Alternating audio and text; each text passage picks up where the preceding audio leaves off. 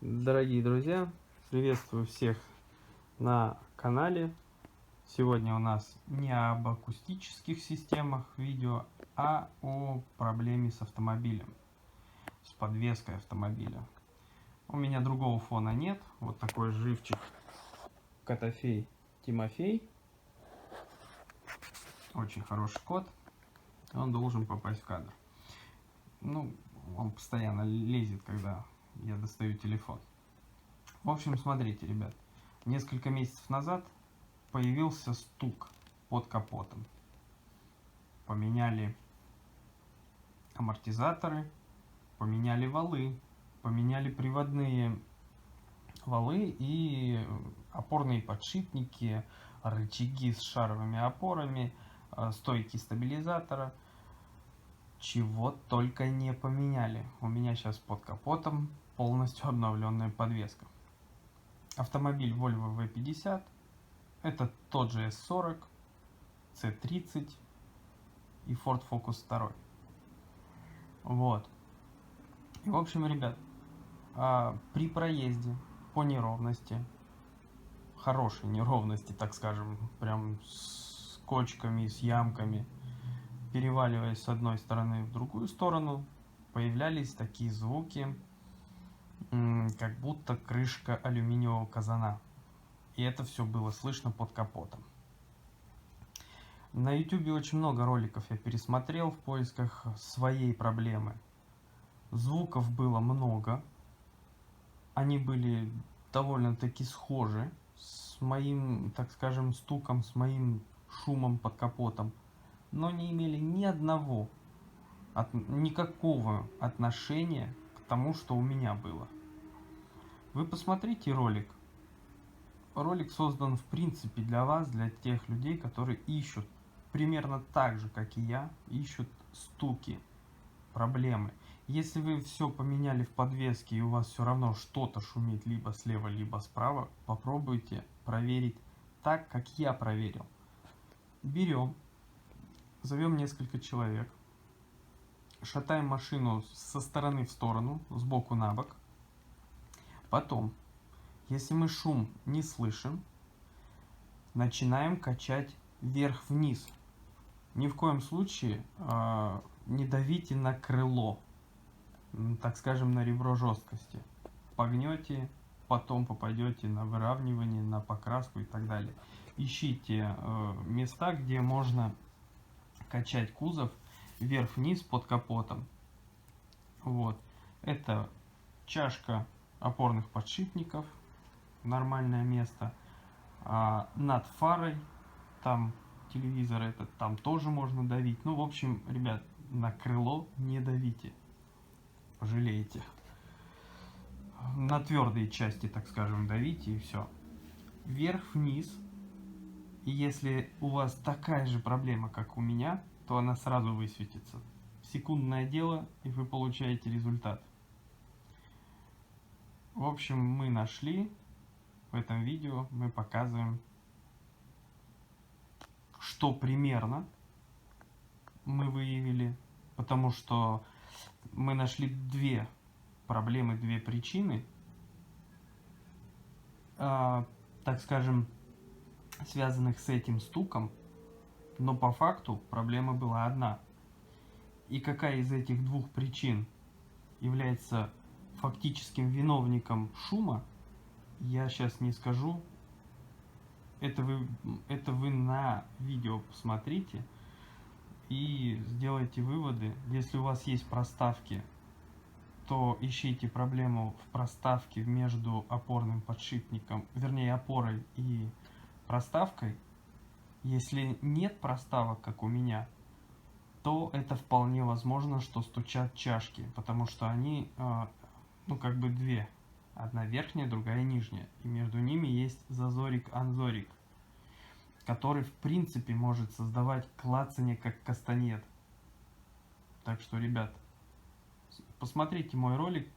Я его в принципе записывал для вас, для тех людей, кто ищет стук и не может его найти. Потому что я его нашел у себя, как бы. Я его устранил. Мы уже проездили плюс-минус момента ремонта около 50 километров, а может чуть больше, и мы этот стук больше не слышим. Так что смотрите, пожалуйста, ролик, делайте выводы, пробуйте так, как я попробовал, и у меня получилось. Всем удачи, ни кола, ни жезла, всем пока. Или как, ни гвоздя, ни жезла. Ладно, погнали. Ребят, всем привет. Случилась у меня такая ситуация с Volvo. Volvo V50, объем двигателя 2.4, 140 лошадок. Короче, смотрите, решил я поднять машину выше. Ну, то есть купил пружины чуть выше, чем оригинальные. Ну, где-то там, ну, образно говоря, почти на сантиметр выше. Вот, новые стойки. И думал, будет счастье, да, машина будет выше, будет проезжать по, ну, колдоебиным кочкам, там бордюры не будет цеплять. Так оно и вышло, все стало зашибись. Но до этого я менял валы, приводные валы, что один, что второй. Вот. И все было тихо, все было в порядке, все было хорошо. Но когда я поменял амортизаторы, через какое-то время у меня появился стук. Стук металлический. Ну, то есть на лежачих полицейских, на кочках всяких стучал такой прям металлический звук. Не глухой. Многие, я вот для чего и снимаю этот ролик, потому что для многих это, наверное, будет полезно, потому что у всех разные опорные подшипники, опоры, и как бы получается, что у всех разный звук. У нас металлический, это я уже сразу вам рассказал, в чем причина. А у других он более глухой, потому что там резина и как-то по-другому звучит, глухие звуки. У нас металлические. Сейчас я покажу, почему. До этого у меня вот стоял вот этот старый опорник, да. Вот сюда подшипник надевается в пластике. И вот отсюда мы видим, типа монолитом, да, но по факту нифига. Вот здесь есть разрез. То есть вот эта чашка соприкасается вот с этой. Это не одно литое, так скажем, ну, вещество назовем. Вот. И вот даже, ну, просто камера, наверное, не передаст. Вот там есть зазор между ними. И когда опорники, ну, на лежачем полицейском срабатывают, они стучат. Сперва стучит этот, потом вот этот. То есть клацание было вот здесь. Мы сейчас это будем разбирать. У нас вот это старый опорник. Здесь, покажи. Вот здесь сейчас новый. То есть получается, что новый застучал в принципе сразу. Подшипники эти опорные, они СКФ производства. Не покупайте, пожалеете. Как мы это будем делать, я не буду снимать. Но жалко, что я не могу вам передать тот звук, который я слышал. Но это лязгание вот, ну, вот какое-то вот такое. Постоянное. Понимаете, я всю подвеску перебрал. Мы рычаги поменяли, нижние рычаги с шаровыми, эти, каких, стойки стабилизаторов. Все поменяли, ничего не пропало. То есть постоянно било. Ну, мы заехали в сервис. Там качали машину справа влево, ну, то есть шатали сбоку на бок. Нет этого звука.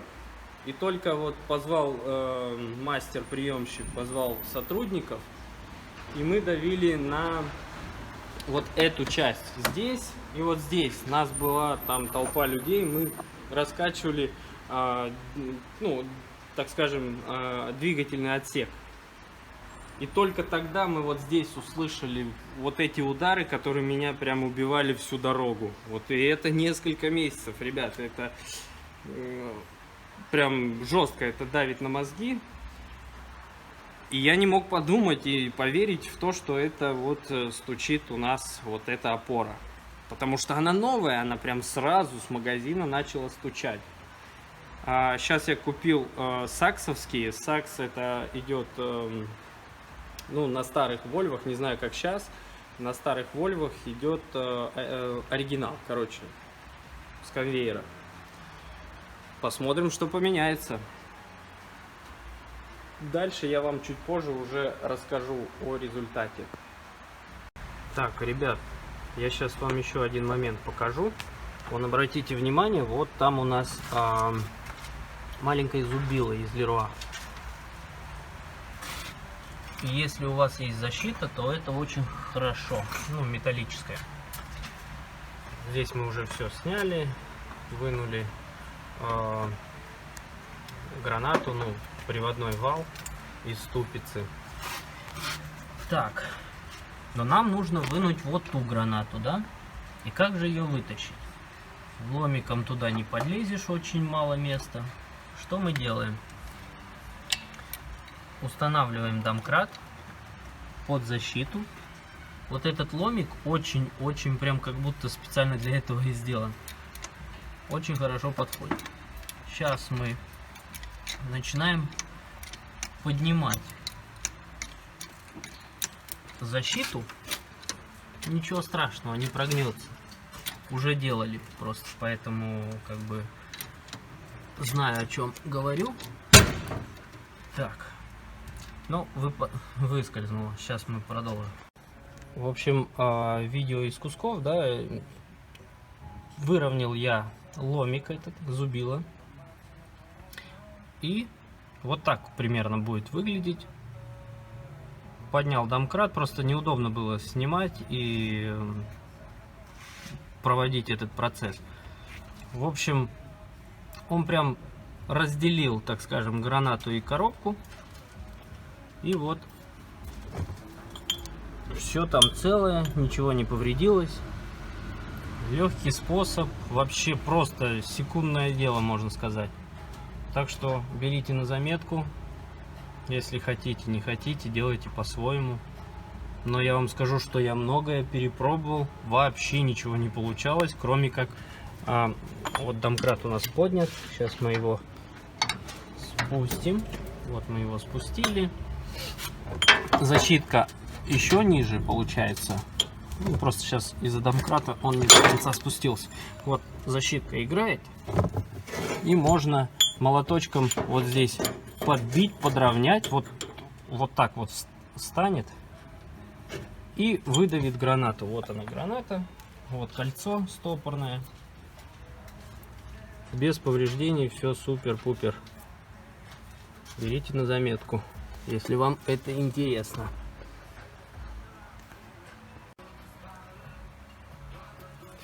Короче, вот сняли опору. Смотрите сюда. Она гнутая.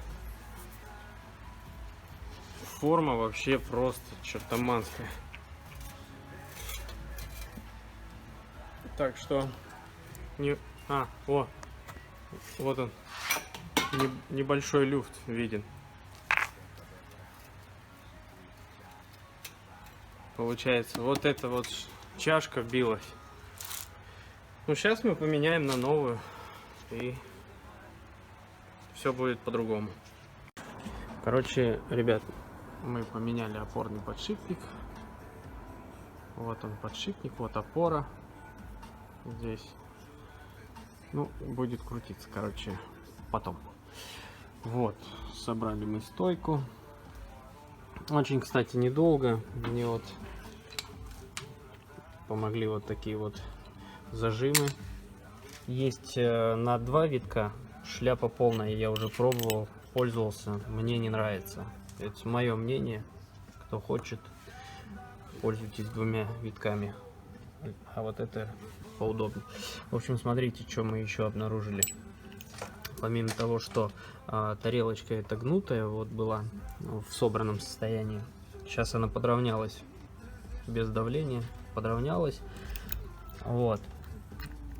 Но видно внутри вот прям гнутая вот в эту сторону вниз. И зазор появился, вот он.